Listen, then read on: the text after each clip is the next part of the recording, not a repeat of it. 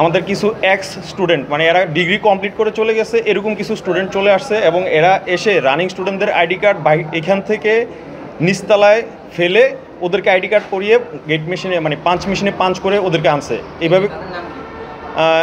যেমন এই ক্ষেত্রে শুভ নামে দুজন আছে যারা এখান থেকে ডিগ্রি কমপ্লিট করে অলরেডি চলে গেছে সিভিল ইঞ্জিনিয়ারিং ডিপার্টমেন্টের। তারপরে হচ্ছে ল ডিপার্টমেন্টের আছে, তো ওদের চেহারা অনেকেরই আমি চিনি। তো ওরা এখান থেকে ওদের এইভাবে নিয়ে আসছে এবং সেইভাবে করে এই সিস্টেমে ওরা এখান থেকে দোতলা থেকে, যেহেতু ওইটা ওপেন স্পেস, দোতলা থেকে আইডি কার্ড ফেলে বহিরাগতদেরকে সহ নিয়ে আসছে।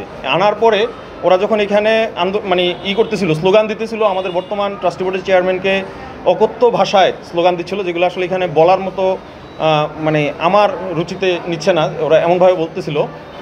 তো এই বলার সময় ওইখান থেকে আমাদের যারা বর্তমানে ছাত্র, যারা বর্তমানে অধ্যয়ন করতেছে, তারা বিষয়টাকে ভালোভাবে নেয় নাই। মানে এক্স স্টুডেন্ট এবং কতিপয় আপনারা জানবেন যে আন্দোলনের নেতৃত্ব দিচ্ছে মশিউর রহমান রাঙা, সে পর্যন্ত তার যথাসময়ে ডিগ্রি কমপ্লিট করতে পারে নাই। অলরেডি তার মনে হয় 180 ক্রেডিট মনে হয় কমপ্লিট হয়েছে, বাকি সবগুলো ক্রেডিট হচ্ছে সে এখন পর্যন্ত কমপ্লিট করতে পারে নাই। তার ব্যাচমেট 2 ব্যাচ আগে হচ্ছে পাশ করে চলে গেছে। তো এরা মিলে আরও কিছু স্টুডেন্ট এবং যারা পাশ করে গেছে, এই সংখ্যাটা এসে এখানে অকথ্য ভাষায় আমাদের চেয়ারম্যান সম্পর্কে বর্তমান যে পরিচালনা পরিষদ আছে এবং যারা আমাদের বর্তমান অ্যাডমিনিস্ট্রেশন আছে তাদের নামে হচ্ছে বিভিন্ন ধরনের বাজে স্লোগান দিচ্ছিল, যেটা দেখে আমাদের যারা রানিং স্টুডেন্ট আছে তারা এসে এটার প্রতিবাদ করে। তারা বলে যে তোমরা এই ধরনের আলোচনা বা এই ধরনের অকথ্য ভাষায় এক প্রকার গালিগালাজি না করার জন্য অনুরোধ করে।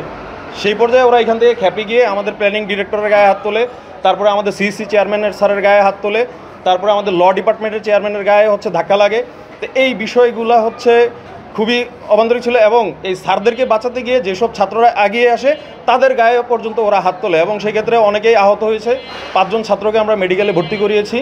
তো আপনারা এই জিনিসগুলো জানেন। তা আমরা চাই এখানে পড়াশোনার একটা সুষ্ঠু পরিবেশ আছে, সেটা বজায় থাকুক এবং এই যারা বাহির থেকে মানুষজন নিয়ে এসে আমাদের নিজেদের ছাত্রদেরকে মানে যারা পড়তেছে, যারা কমপ্লিট করে চলে গেছে, তারা এসে কেন এই পরিবেশ বিঘ্ন ঘটাচ্ছে, এর মোটিভটা কি? আমার মনে হয় তারা একটা মানে গোল বা আমরা যদি বলি এজেন্ডা নিয়ে এখানে আসছে, কিছু একটা বিঘ্ন ঘটাতে চাচ্ছে। তা আই হোপ তারা তাদের ভুল বুঝতে পারবে এবং তারা সঠিক পথে ফিরে আসবে এবং ইউনিভার্সিটি যে সুনামের সাথে চলতেছে সেই জিনিসটা তারা রক্ষা করার সর্বোচ্চ চেষ্টা করবে। আর না হয় আমরা তো আসলে এখানে চাকরি করি, আমরা হয়তো দিন শেষে চলে যাব, মানে কোনো একটা অকারণ ছিল আমার যদি এখান থেকে চাকরি চলে যায়, আমি পড়াশোনা করছি, আমি হয়তো অন্য একটা জায়গায় চাকরি নিয়ে নিব, কিন্তু আমার ছাত্রদের কি হবে?